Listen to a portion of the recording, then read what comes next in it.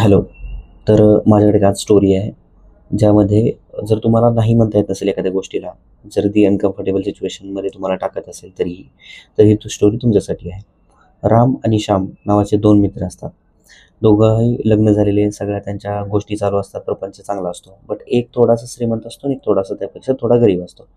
गरीब जो आहे तो श्याम ठरवू आपण. श्याम त्याच्याकडे एक गाय असते आणि तो त्याच्यावरच जेवढा त्याचा उदरनिर्वाह आहे, तो सगळा तो त्याच्यावरच करत असतो. राम जो आहे तो गर्भश्रीमंत असतो आणि त्याची भरपूर शेती असते आणि त्याच्याकडे एक कार असते. ह्या त्या भरपूर गोष्टी असतात त्याकडे. तर अ, ज्यावेळेस पण रामला काही काम असेल, तर तो श्यामकडे जाऊन त्याचं काम भागवून घेत असे.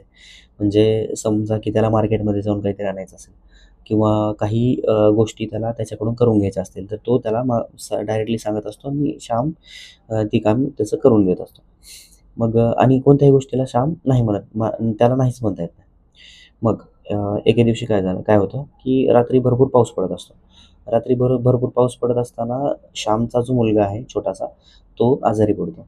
मग त्याची बायको त्याला म्हणते, की "जावा तुम्ही आणि डॉक्टरांना घेऊन या, नाहीतर याला डॉक्टराकडे घेऊन जावा."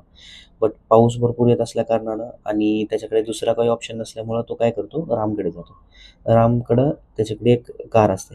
तर तो ती मागण्यासाठी किंवा आमच्यासोबत चल, माझा मुलगा आजारी आहे.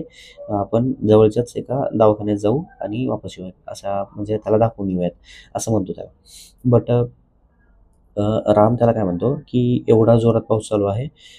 आपण जर या टायमाला बाहेर निघालो, तर आपल्यासोबत देखील काहीतरी अपघात होऊ शकतो, तर आपण नको जायला.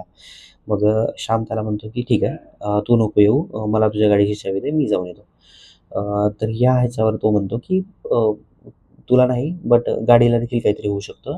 तर सध्यापुरतं काहीतरी करून त्याला हे कर, आपण उद्या जाऊया.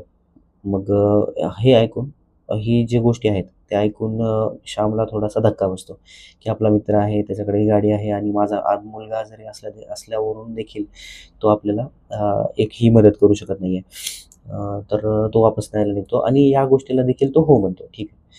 तर ते वापस जायला निघतो. बट जाता-जाता तो राम त्याला थांबवतो. हाक मारतो आणि म्हणतो, की "कंदील घेऊन जा.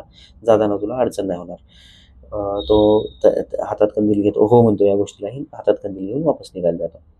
वापस निघत असताना समोर ज्या ठिकाणी नदीपात्र असतं, ते ओलांडून त्याला जायचं असतं.